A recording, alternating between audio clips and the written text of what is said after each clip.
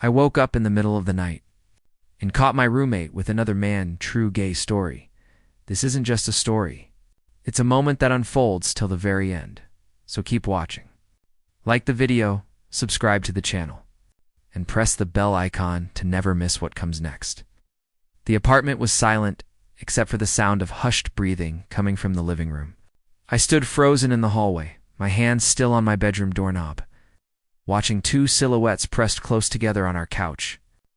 The moonlight streaming through the window cast them in silver, and my heart stopped when I recognized the broad shoulders of my roommate, Ethan. But the other man, the one whose hands were tangled in Ethan's hair, whose lips were mere inches from his, was a complete stranger. I couldn't move, couldn't breathe, couldn't process what I was seeing.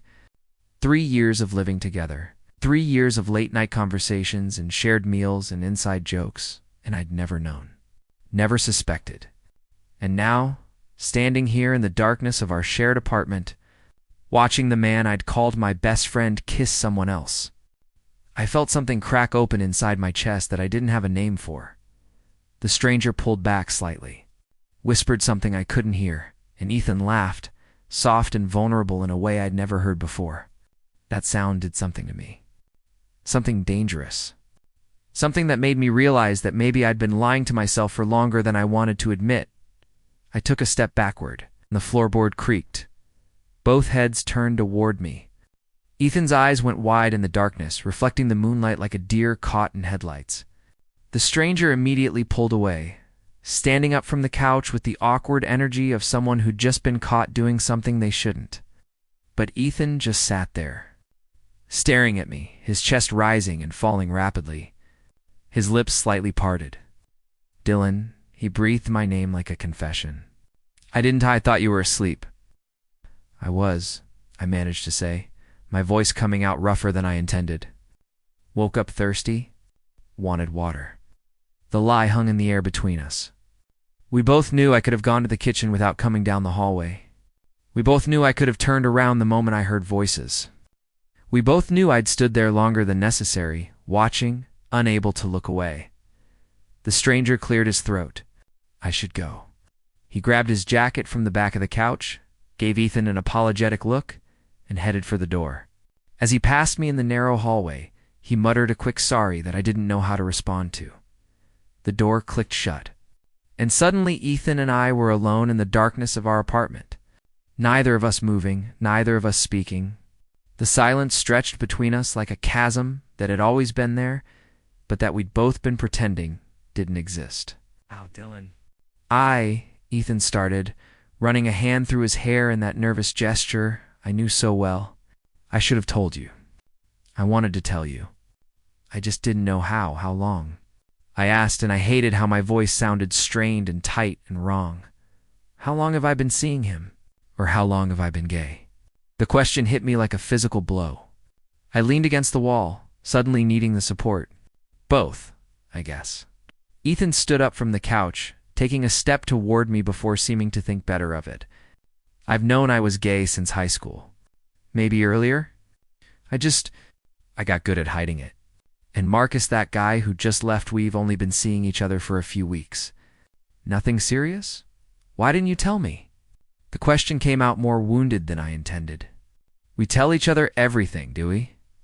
Ethan's voice carried an edge I'd rarely heard from him, because I'm pretty sure we both have things we don't say. His words hung in the darkness between us, weighted with meaning I wasn't ready to unpack. I pushed off from the wall, suddenly desperate to escape this conversation, this moment, this feeling that was threatening to overwhelm me. "I'm going back to bed," I said, turning toward my room. "Dylan, wait, it's fine."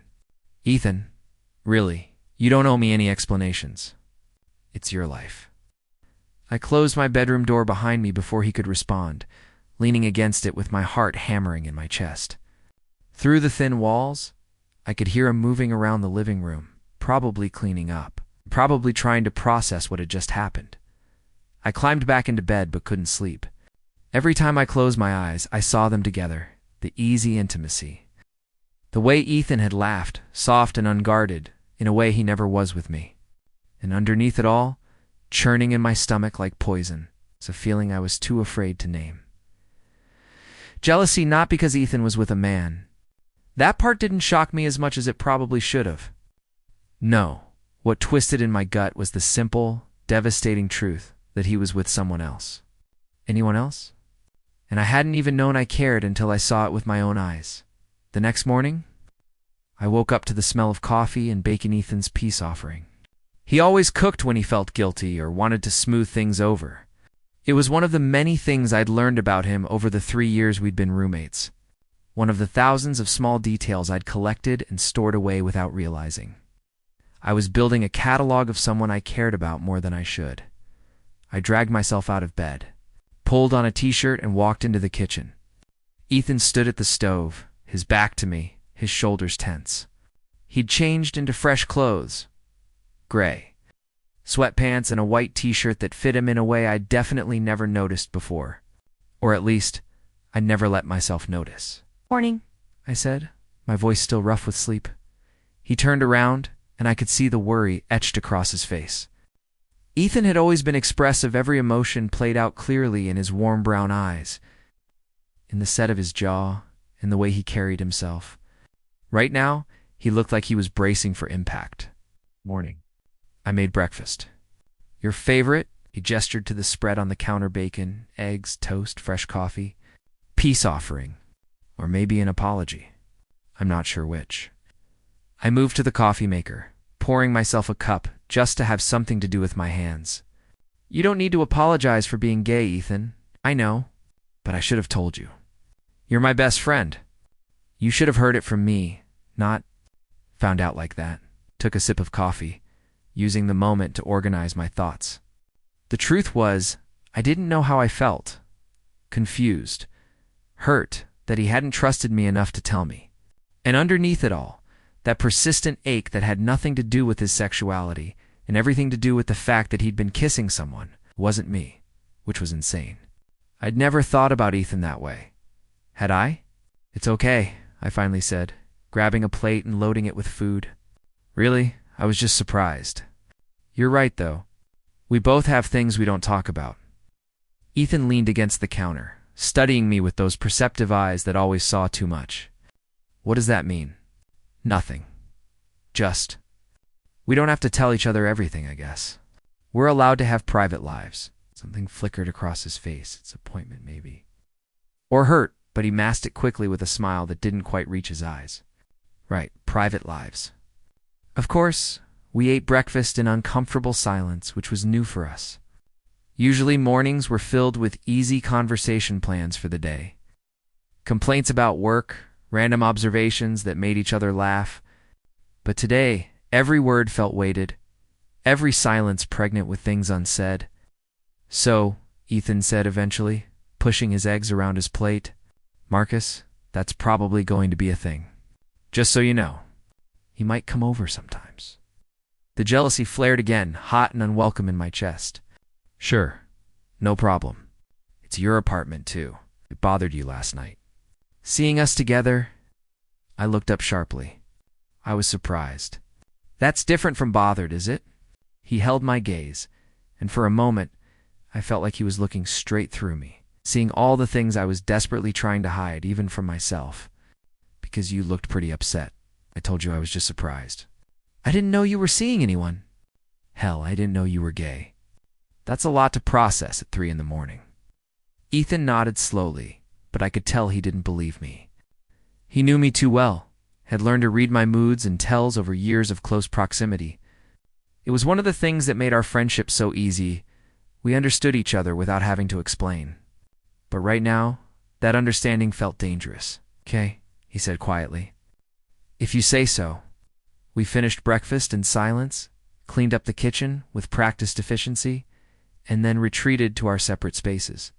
Ethan went to his room to get ready for work, and I sat on the couch, the same couch, where I'd seen him kissing Marcus just hours before, and tried to figure out what the hell was happening to me.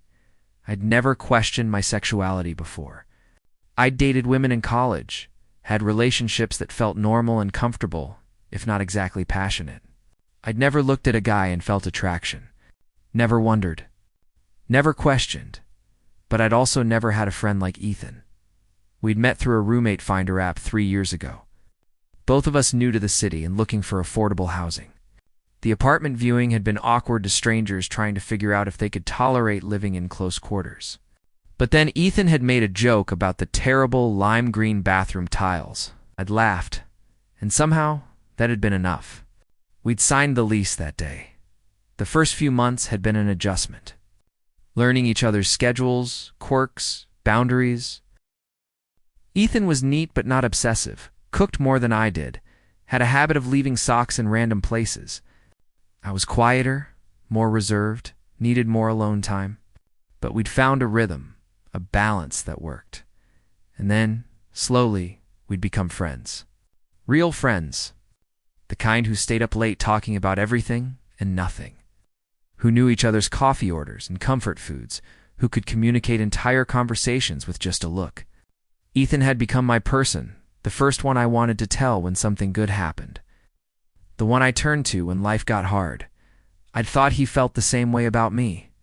But apparently, he had a whole part of his life I knew nothing about. Dates with Marcus, kisses on our couch. A sexuality he'd been hiding for years. And why did that make me feel so betrayed? My phone buzzed with a text from my girlfriend. Sarah, we'd been dating for 6 months, a casual thing that had started at a work happy hour and just kind of continued. She was nice, pretty, easy to be around. But if I was being honest, I couldn't remember the last time I'd felt excited to see her. Want to grab dinner tonight? Her text read. I stared at the message for a long moment, then typed back, can't tonight. Rain check. It wasn't until after I'd sent it that I realized I had no actual plans. I just didn't want to see her. Didn't want to sit across from her at a restaurant and make small talk. While my mind was somewhere else entirely, Ethan emerged from his room, dressed for work dark jeans. A navy button-down that brought out his eyes, hair still damp from the shower. He grabbed his keys and wallet from the hook by the door, hesitated, then turned back to me. We're okay, right? He asked, and there was something vulnerable in his voice that made my chest ache. You and me. We're good? I forced a smile. Yeah, we're good. He didn't look convinced, but he nodded anyway. Okay, I'll see you tonight. Maybe we can order pizza, watch that show you've been wanting to see? Sounds good? But as the door closed behind him, I knew things weren't good. Something had shifted between us last night. Some invisible line had been crossed. And I had no idea how to get back to the easy comfort we'd had before, or if I even wanted to. I spent the day trying to work from home. But my mind kept wandering. Every time I tried to focus on the spreadsheet in front of me, I'd find myself replaying last night's scene. The way Ethan had looked in the moonlight, his face soft and open in a way I'd never seen. The sound of his laugh, intimate and unguarded. The stranger's hands in his hair, my stomach twisted every time I thought about it. Around noon, my phone rang. Sarah, I answered, trying to inject some warmth into my voice. Hey, yourself. You okay? You've been kind of distant lately? Had I? I thought back over the past few weeks, trying to remember our recent interactions. She was right-eyed, been canceling plans, keeping conversations short, finding excuses not to see her. When had that started? I'm fine. Just busy with work, Dylan. Her voice was gentle but firm. Talk to me. What's going on? Nothing, really. I paused, trying to find words for feelings I didn't understand. I think I need some space. To figure some things out. The silence on the other end of the line stretched for several heartbeats. Are you breaking up with me? Was I? The thought should have filled me with regret, or at least discomfort. Instead, I just felt relieved. I think so. I'm sorry, Sarah. You're great. You deserve someone who's fully invested, and I don't think I am. I don't think I have been for a while. She sighed, and I could picture her shaking her head. Is there someone else? No, I said automatically. Then, more honestly, I don't know. It's complicated. It always is. But she didn't sound angry, just resigned. Okay. I hope you figure out whatever you're dealing with, Dylan. For what it's worth, I think you're a good guy. Just maybe not my guy. You're probably right. I'm sorry. Don't be. Better to know now than waste more time, right? Take care of yourself. She hung up, and I sat there staring at my phone, feeling like I'd just jumped off a cliff without checking if there was water below. Single again? Free too? What? Figure out why watching my roommate kiss someone had turned my entire world upside down. The apartment felt too quiet, too empty. I grabbed my keys and headed out, needing to move, to think, to do anything but sit alone with my spiraling thoughts. I ended up at the Our Gym, the one Ethan and I had memberships to. We usually went together in the evenings, spotting each other on weights, running side by side on treadmills, competing over who could do more pull-ups. It was part of our routine, one of the many ways we'd woven our lives together without realizing it. But today I went alone, pushing myself harder than necessary, trying to outrun thoughts that kept pace no matter how fast I went.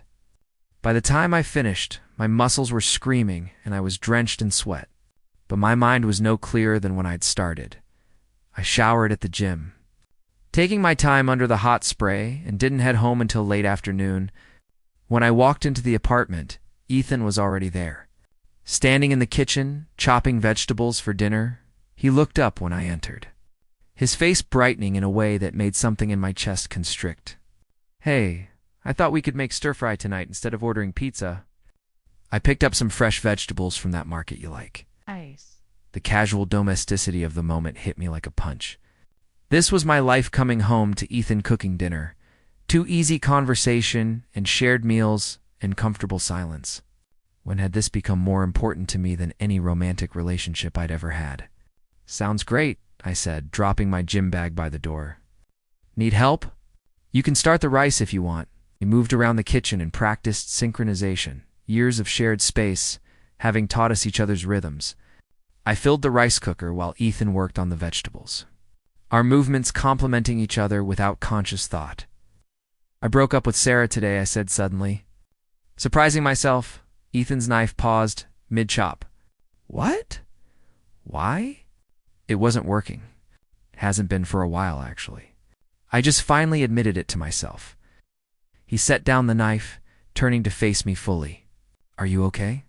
"Yeah, actually I feel relieved. Is that terrible?" "No," Ethan's expression was soft, understanding. "If you weren't happy, you weren't happy. Better to end it than drag it out," is basically what she said. We stood there for a moment, the kitchen quiet except for the sound of the rice cooker starting its cycle. Ethan was closer than I'd realized, close enough that I could see the flecks of gold in his brown eyes. Could smell his calling something woody and warm that I'd never consciously noticed before, but that I suddenly realized I'd associate with home for the rest of my life. "Dylan," he started, his voice dropping lower. "About last night? It's fine, really. You don't have to keep apologizing." "That's not..." He ran a hand through his hair in frustration. "I'm not apologizing. I just want to make sure we're actually okay. You've been weird all day." "I haven't been weird." "You totally have. You're doing that thing where you get all quiet and internal and I can't read you. There's nothing to read. I'm fine with you being gay. I'm fine with Marcus. I'm fine with all of it." "Then why does it feel like you're lying?" The question hung between us, sharp and challenging. Ethan was watching me with those perceptive eyes, waiting for an answer I didn't know how to give. Because the truth was, I was lying. To him, yes, but mostly to myself. "I'm not," I said, but even I could hear how unconvincing it sounded. Ethan took a step closer. Close enough now that I had to tilt my head slightly to maintain eye contact. "Yes, you are, and I can't figure out why." "Are you uncomfortable with me being gay? Because if you are, I need to know. I need to know if this changes things between us." "It doesn't change anything," I said, the words coming out more forcefully than I intended. "You're still my best friend. You're still the person I want to come home to at the end of a shitty day. You're still..." I cut myself off, but the damage was done. Ethan's eyes widened slightly, his lips parting in surprise. "The person you want to come home to?" He repeated quietly. My heart was hammering so hard I was sure he could hear it. "I meant as a roommate. As a friend, did you?" The question was barely above a whisper, but it felt like a shout in the quiet kitchen. We were standing so close now that I could feel the heat radiating from his body, could see the way his chest rose and fell with each breath. This was dangerous territory. This was a line we couldn't uncross once we stepped over it. "Ethan, because I've been wanting to ask you something," he continued, his voice steady despite the intensity in his eyes. "Why did you watch? Last night, when you saw me with Marcus, you stood there for at least a minute before I noticed you. Why didn't you just go back to your room?" My throat was dry. "I told you." I was surprised. That's not an answer. I took another step closer, and now there were only inches between us. "I know you, Dylan. I know when you're hiding something. So I'm asking again, why did you watch?" I couldn't answer. Couldn't breathe. Couldn't think past the proximity of him. The way he was looking at me like he could see straight through every defense I'd spent the last 24 hours building. I started. Moving to step around him, his hand shot out, catching my wrist. Not hard, not demanding, just there. A question more than a statement. "Don't," he said softly. "Don't run. Not from this. Not from me. I'm not running." "Then answer the question." I looked down at where his fingers circled my wrist, his thumb resting against my pulse, point where my heart was hammering frantically. He had to feel it. Had to know the effect he was having on me. "I don't know," I finally whispered. "I don't know why I watched. I don't know why it bothered me so much. I don't know why I can't stop thinking about it. I don't know anything anymore, Ethan. You've completely thrown me off balance. I don't know how to get back to normal." His grip on my wrist tightened slightly. "Maybe we're not supposed to go back to normal. Maybe normal was the problem." "What are you saying?" I'm saying he hesitated, and for the first time since I'd known him, Ethan looked uncertain, vulnerable. "I'm saying that Marcus means nothing to me. He's a distraction, a way to avoid admitting something I've known for a long time but was too scared to say out loud." My breath caught. "Ethan, I'm saying that the reason I never told you I was gay is because I was terrified you'd figure out why. I was terrified you'd realize that every time I look at you, every time we have one of our late-night conversations, or you laugh at something stupid, or you fall asleep on the couch during movie night." He cut himself off, shaking his head. "Forget it. Forget I said anything. I shouldn't have. But I was done running. Done pretending. Done lying to both of us about what I felt. I closed the distance between us in one step, my free hand coming up to cup his jaw, and kissed him. For a heartbeat, Ethan froze in shock. Then he melted into me, his hands coming up to grip my shirt, pulling me closer as he kissed me back with a desperation that matched my own. His lips were soft and warm and tasted like the coffee he'd been drinking, and I felt like I was coming home to something I hadn't known I'd been missing. We broke apart after a moment. Both breathing hard, our foreheads pressed together. "Dylan," Ethan whispered, my name a prayer on his lips. "What are we doing?" "I don't know," I admitted, "but I don't want to stop." He pulled back slightly, just enough to look into my eyes. His expression was a mix of hope and fear, and something that looked a lot like love. "I need you to be sure. I need you to be really sure about this, because I can't go back to just being friends after this. I can't pretend anymore. Not pretending. Not anymore." I ran my thumb along his jawline, marveling at how right this felt. I don't know what this makes me. I don't know how to label it. All I know is that watching you with someone else last night felt like dying, and right now, kissing you feels like breathing. Ethan's eyes shimmered with unshed tears. "You have no idea how long I've wanted to hear you say that. And why didn't you say something?" "Why, Marcus?" "Why pretend?" "Because I was scared," he interrupted. "Because you're my best friend, and I couldn't risk losing you. Because I'd convinced myself that having you as a friend was better than not having you at all. And Marcus, he was safe. He was someone I could use to prove to myself that I could move on, that I could want someone other than you. Did it work?" He laughed, the sound slightly broken. "Not even a little bit. The whole time I was with him, all I could think about was you. About how he wasn't you. About how no one would ever be you." I kissed him again. Slower this time, trying to pour 3 years of unspoken feelings into it. When we pulled apart, we were both smiling. "So," Ethan said, his hand still fisted in my shirt. "What now?" "Now we eat the stir-fry before it gets cold," I said, nodding toward the vegetables he'd abandoned on the cutting board. "And then we figure this out. Together." "Together," he repeated, like he was testing out the word. I liked the sound of that. We finished making dinner, but everything felt different now. Every brush of hands as we moved around the kitchen, every shared glance, every smile, it all carried new weight, new meaning. This was uncharted territory, but somehow it didn't feel scary. It felt right. We ate on the couch, our usual spots. But this time Ethan's leg was pressed against mine, and every point of contact felt electric. We talked about feelings we'd been hiding, about the moments we'd almost said something, about all the times we'd each thought the other couldn't possibly feel the same way. "Remember that night last summer?" Ethan said, setting his empty plate on the coffee table. "When we stayed up until sunrise talking about where we wanted to be in 5 years. Yeah, you said you wanted to be happy. Really, truly happy, with someone who understood you. I was looking right at you when I said it. I thought for sure you'd figure it out." I shook my head in amazement. "I'm an idiot." "You're not an idiot. You're just straight, or at least I thought you were," I admitted. "Or maybe I just didn't let myself think about it. About you. Because if I started thinking about you that way, I'd have to admit that every relationship I've ever had was just me going through the motions. That the person I was actually in love with was sleeping in the next room." Ethan's breath hitched. "In love." I met his eyes, letting him see the truth in mine. "Yeah, in love. I think I have been for a while. I just didn't know what to call it." He kissed me then, soft and sweet and full of promise. When we pulled apart, he was crying, but he was also smiling brighter than I'd ever seen. "I love you too," he whispered.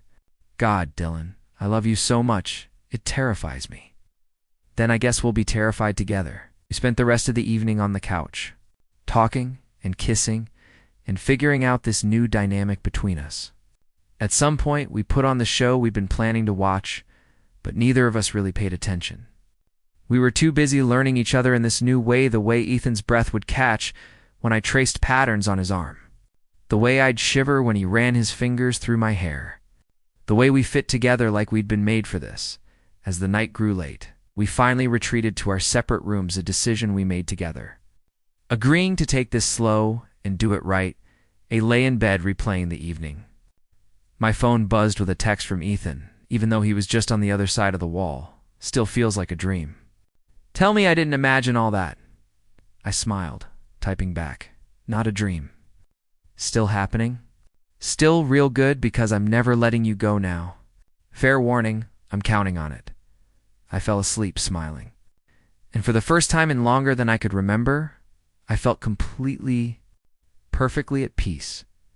The next few weeks were a blur of discovery and adjustment. We took things slowly, carefully. Both of us aware that we were building something new on the foundation of a friendship we didn't want to damage. But every day felt like a gift. Every moment together charged with new meaning. Ethan officially ended things with Marcus, not that there had been much to end. Marcus had apparently sensed he was a placeholder and took the breakup with grace. I deleted my dating apps, not even entertaining the possibility of looking elsewhere.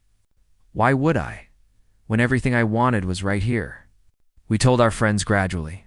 Some were surprised, others claimed they'd seen it coming all along. My parents took it better than I'd feared, my mom even admitting she'd always wondered about my relationship with Ethan, the way I lit up whenever I talked about him. But mostly, we kept it between us these early days of learning how to be more than friends. The first time Ethan stayed in my room, we just held each other, talking until dawn about everything and nothing. The first time we said "I love you" without the weight of confession behind it, just casual and natural over morning coffee, it felt like magic. There were awkward moments, of course. Figuring out how to navigate physical intimacy when we'd spent 3 years being careful not to cross boundaries. Learning each other's rhythms in this new context. Dealing with insecurities and fears that came with putting our hearts on the line. But through it all, the friendship we'd built remained the foundation. We still had our late-night conversations, Still knew each other's coffee orders, still communicated in looks and inside jokes. We'd just added new layers, the way Ethan would kiss my temple when he passed me in the kitchen. The way I'd pull him close on the couch while we watched TV. The way we'd both fall asleep easier, knowing the other was just in the next room.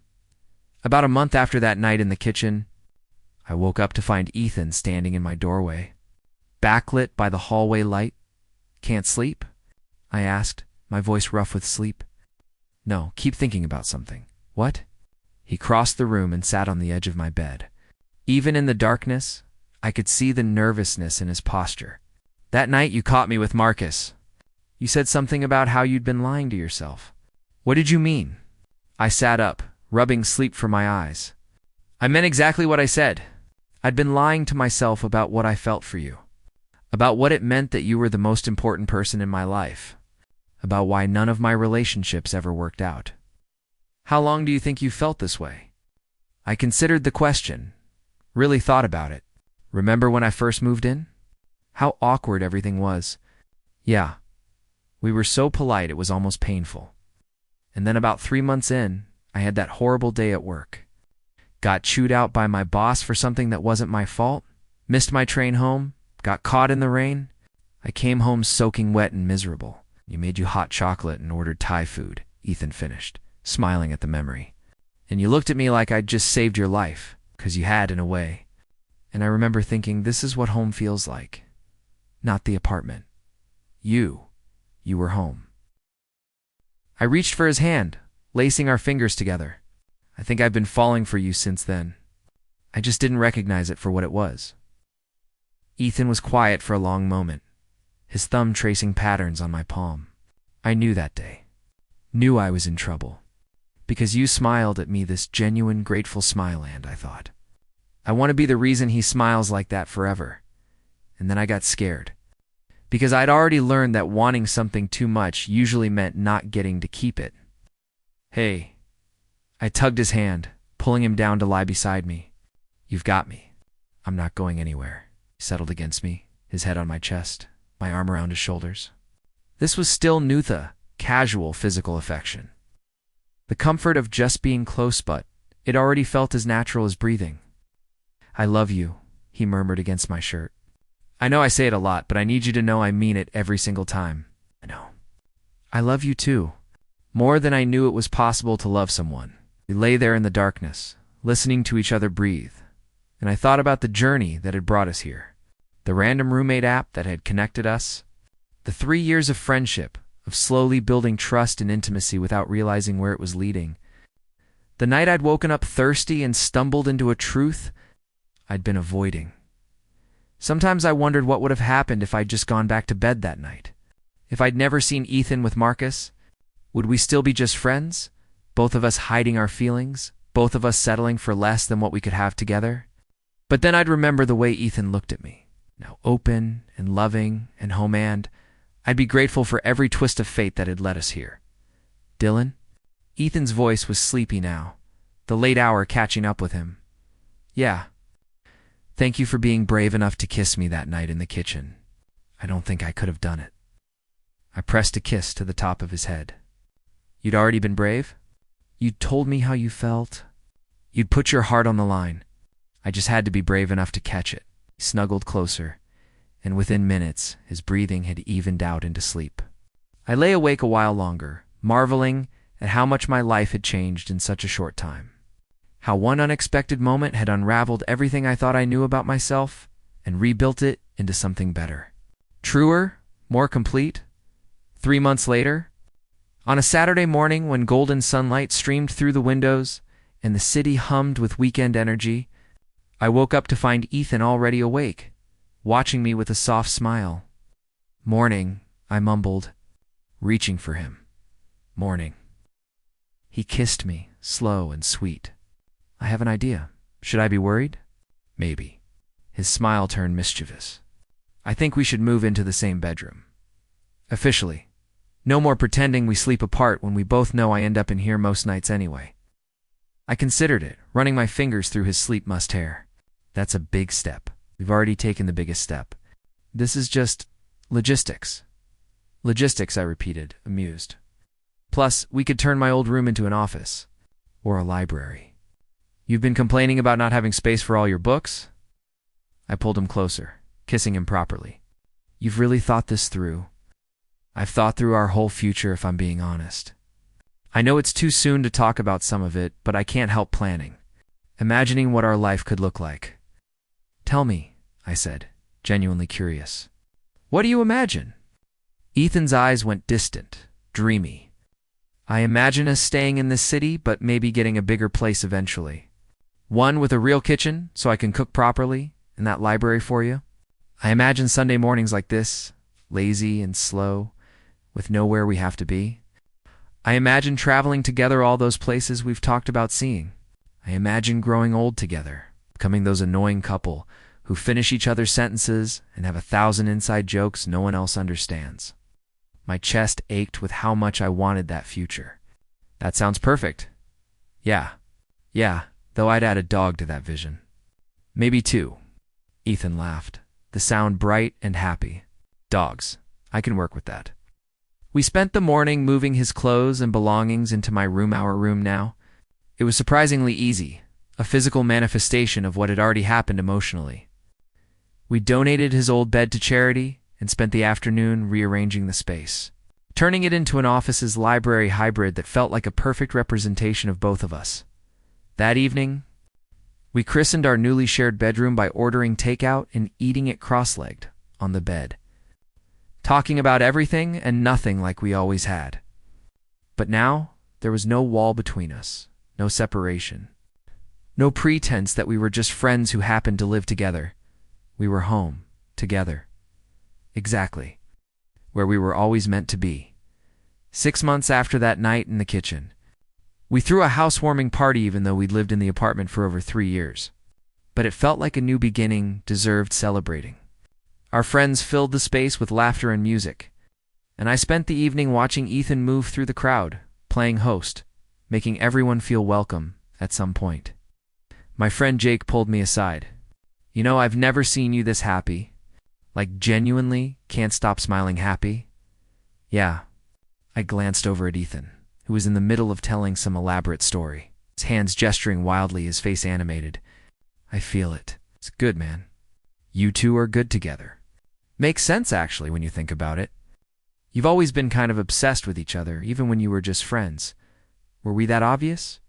Jake laughed. To everyone but yourselves, apparently. But hey, better late than never, right? Later, after everyone had left and we were cleaning up the remnants of the party, Ethan wrapped his arms around me from behind as I loaded the dishwasher. Successful party? He asked, pressing a kiss to my neck. It's very, though I'm exhausted. Same wanna call it a night? I turned in his arms, meeting his eyes. In a minute, I want to say something first. His expression grew attentive, curious. Okay, I've been thinking about that night a lot lately. The night I caught you with Marcus, Ethan winced. Not my finest moment. No, listen. I'm grateful for it. Because as much as it hurt in the moment, it woke me up. It forced me to confront feelings I'd been avoiding for years. And yes, it was messy and complicated and scary, but it led me here. To this, to us, to the happiest I've ever been. His eyes were suspiciously shiny. You can't just say things like that without warning. I mean it, though. Every word. You're the best thing that's ever happened to me, Ethan. Best friend, best partner, best everything. And I just wanted you to know that. He kissed me then, deep and meaningful. And I could feel everything he couldn't put into words. The love, the gratitude, the absolute certainty that this was right. When we finally pulled apart, he rested his forehead against mine. I love you. So much that sometimes it scares me. Like maybe it's too much, too big, too... It's not too much, I interrupted. It's exactly enough. It's perfect. You're perfect. I'm really not. It's perfect for me then. How about that? He smiled, that brilliant smile that I now got to see every single day. I can live with that. We finished cleaning up and went to bed our bed in our room, or apartment that had become home long before we'd admitted what it meant. As I lay there in the darkness, Ethan's breathing evening out into sleep beside me, I thought about all the twists and turns that had brought us here. A random roommate app. 3 years of friendship. One unexpected night that changed everything. A kiss in the kitchen that felt like coming home. And now, this a life built together, brick by brick, moment by moment, kiss by kiss. It wasn't the story I'd expected to live. But it was better than anything I could have imagined. And as I drifted off to sleep, Ethan's hand in mine, I couldn't help but smile at the beautiful, unexpected, absolutely perfect twist of fate that had led me here, a year after that life-changing night. I woke up to find Ethan already awake, sitting on the edge of the bed, staring at something in his hands. "What's that?" I asked, my voice rough with sleep. He turned to me and there were tears on his cheeks. "Our lease renewal notice? It came yesterday." Sat up, suddenly wide awake. And I was thinking, maybe we don't renew. My heart dropped. "What?" "Wait, let me finish." He moved closer, taking my hand. "I was thinking maybe we don't renew because I want to find a place that's ours. Not a place we randomly found on an app, but something we choose together. Something that's the right size for us and those dogs we talked about. Something with that big kitchen and that library. Something that's home because we made it that way together." Relief flooded through me, followed immediately by joy. "You want to move? I want to build a life with you. A real, intentional life. And yeah, that starts with finding our place. What do you think?" I pulled him close, kissing him soundly. "I think you're brilliant. I think I love you. I think yes to all of it. Yeah." Yeah. We spent the morning in bed talking about what we wanted in a new place, making lists on my phone. Laughing at our increasingly ridiculous requirements, Ethan wanted a balcony big enough for a garden. I wanted a bathtub large enough for two. We both wanted hardwood floors and lots of natural light. "This is really happening," Ethan said at one point, wonder in his voice. "We're really doing this. We really are scared." "Terrified you?" "Absolutely. But the good kind of terrified. The kind that means we're doing something that matters." He kissed me, soft and slow. "I can't believe I get to do this with you. Can't believe I get to build a whole life with my best friend." "Best friend and boyfriend," I corrected. "Best friend, boyfriend, and love of my life," he amended. "There, that covers it." I laughed, pulling him back down to the bed. "That definitely covers it." 2 months later, we signed a lease on a 2-bedroom apartment across town. It was perfect hardwood floors, big windows, kitchen that made Ethan actually squeal with delight, and enough space for all my books. We spent weeks painting and decorating, turning blank walls and empty rooms into our space, our home. The day we officially moved in, we stood in the middle of the living room, surrounded by boxes, and Ethan turned to me with a grin. "Ready to start our life?" I pulled him close, kissing him in the space that was now ours. "I already did. The day I was brave enough to kiss you in our old kitchen. But yeah, I'm ready for the next chapter." "Good, because I have plans for us." "What kind of plans?" His smile turned mysterious. "The forever kind." And as we spent the rest of the day unpacking our lives and our love into our new home, I realized that sometimes the best stories aren't the ones you plan. They're the ones that surprise you, that start with a sleepless night and a glimpse of something you weren't supposed to see and end with a love so profound it rewrites everything you thought you knew about yourself. I'd woken up in the middle of the night and caught my roommate with another man. And in doing so, I'd found something I didn't even know I was looking for. I'd found home. I'd found love. I'd found myself. And I'd found that sometimes the person you've been looking for your whole life has been right beside you all along, just waiting for you to open your eyes and see what was always meant to be. 3 years later, I woke up in the middle of the night again. But this time, it wasn't because I was thirsty. It was because Ethan was shaking my shoulder gently, his face illuminated by the soft glow of the bedside lamp. "Oh." "I need to show you something." I blinked awake, confused. "What time is it?" 3 a.m.? The exact same time you woke up that night. The night everything changed. He was grinning, practically bouncing with excitement. "Come on, please. I promise it'll be worth it." Still half asleep, I let him pull me out of bed and lead me to the living room. The lights were off except for dozens of candles scattered around the space, making everything glow soft and warm. Rose petals created a path from the bedroom to where Ethan stopped, turning to face me, and then, as I was still trying to process what was happening, he dropped to one knee. "Dylan," he started, his voice shaking slightly. "3 years ago, you woke up in the middle of the night and accidentally saw something you weren't supposed to see. And thank God you did, because it started a chain of events that led us here. To this moment, to this life we've built together." He'd pulled out a small box, opening it to reveal a simple silver band that caught the candlelight. "You are my best friend, my partner, my home. You're the person I want to wake up next to every morning for the rest of my life. You're the one I want to share every stupid little moment with, every big milestone, every quiet evening on the couch. You're my person, Dylan. You've always been my person." Tears were streaming down my face now, and I could see matching ones on his cheeks. "Oh, so I'm asking you, at 3 a.m., at the same time that changed our lives before, will you marry me?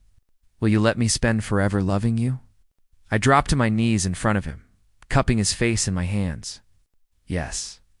God, yes. 1,000 times yes." He kissed me then, and I could taste tears, his and mine, mixed together, just like our lives had become, tangled up and inseparable and absolutely perfect. When we pulled apart, he slipped the ring onto my finger, and I marveled at how right it looked there, how complete I felt. "I can't believe you did all this at 3 in the morning, I said, laughing through my tears. "Had to. It was the only time that made sense. Full circle, you know." I pulled him close, holding him like I never wanted to let go. Because I didn't. Not ever. "I love you," I whispered against his hair. "I love you so much, it feels impossible that one person could feel this much." I know. I feel it too.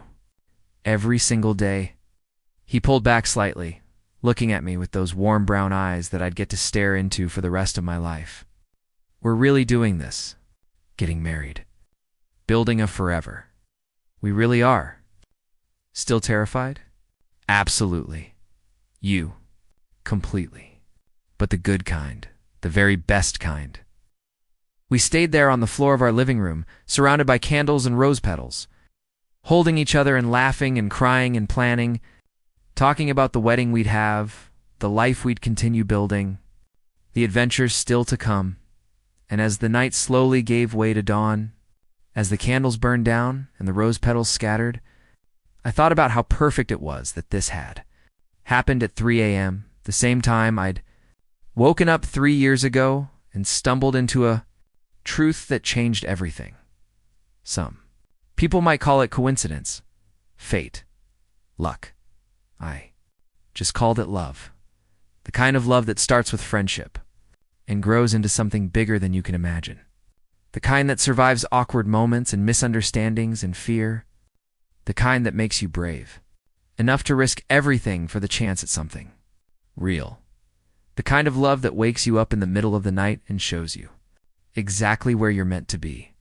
6 months later, we stood in front of our closest friends and family, hands clasped, hearts full, and said the words that made it official. Ethan cried through his vows. I cried through mine. There wasn't a dry eye in the room when the officiant said, "You may kiss your husband." Ethan pulled me close and whispered, "Still the best decision I ever made, kissing you in that kitchen." "Second best," I corrected. "The best was saying yes when I kissed you back." Fair point. And then we were kissing, and everyone was cheering, and I was married to my best friend, my partner, my home. As we walked back down the aisle together, Ethan leaned over and said, "Thank you for waking up that night. Thank you for seeing me. Thank you for being brave enough to let yourself feel what you felt. Thank you for being patient with me while I figured it out. Thank you for loving me even when I didn't know how to love you back yet. Thank you for being my home, always," he promised. For the rest of our lives, that he kept that promise. Through lazy Sunday mornings and stressful weekdays, through the adoption of 2 dogs we named Chaos and Mayhem, through career changes and family gatherings and quiet evenings on the couch, Through all the small moments that make up a life and all the big ones that define it, we built a forever. The kind that started with an accidental glimpse in the middle of the night and grew into something neither of us could have imagined. But both of us knew we'd been searching for all along. Sometimes I still wake up in the middle of the night, but now I just reach across the bed and find Ethan there, solid and real and mine, and I fall back asleep smiling. Grateful for that night 3 years ago when I woke up thirsty and found something I didn't even know I needed. Love, home, everything. All. Because I woke up at the right time to see the right thing and was brave enough to admit what it meant, and that made all the difference. The Eon, did this story touch your heart? Do you want to know what happens next in Dylan and Ethan's journey together? Should I continue their story? If you loved this emotional ride, please subscribe for more heartfelt LGBTQ stories like this video to support authentic love stories. Comment below. What was your favorite moment? Have you ever had feelings for your best friend? Drop A in the comments if you believe in love like Dylan and Ethan's. Your support means everything and helps me create more beautiful stories about love, acceptance, and finding where you truly belong.